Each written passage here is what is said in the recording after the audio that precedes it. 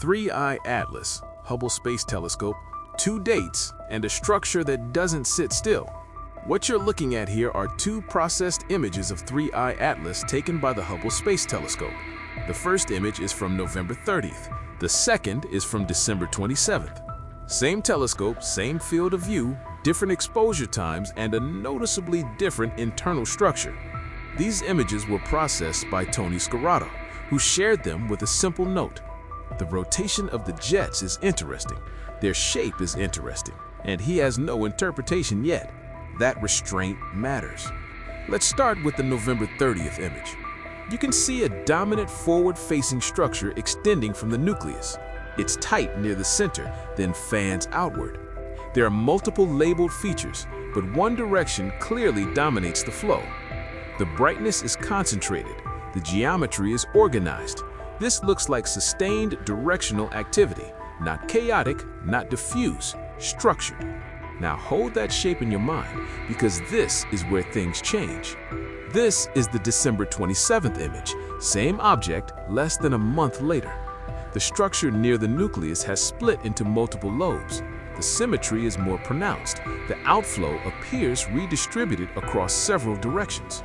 Instead of one dominant plume, we now see a more balanced pattern around the core. Something has shifted, either in orientation, in activity, or in what's actually being released as it moves away from the sun. Here's what the data supports. The internal jet structure of 3-eye atlas is changing over time, not just in brightness, but in geometry. That implies rotation, evolving surface activity, or a change in material being emitted. Several astronomers have pointed out that later activity appears more dust-dominated, with less gas-driven outflow. That would naturally alter how jets look, how sharply they form, and how symmetric they appear. What we cannot do is jump to conclusions. Image processing matters, contrast stretching matters, filtering choices matter. Even experienced astronomers have said they can't fully interpret this without knowing every processing step. And that's an important reminder.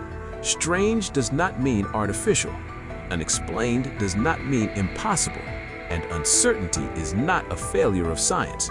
It's the starting point. This is why these images matter. They're not dramatic because they prove something.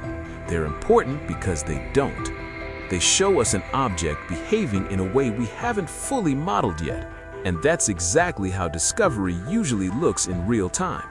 Even Avi Loeb, writing about the symmetry in these jets, frames it as a physical question, not a conclusion.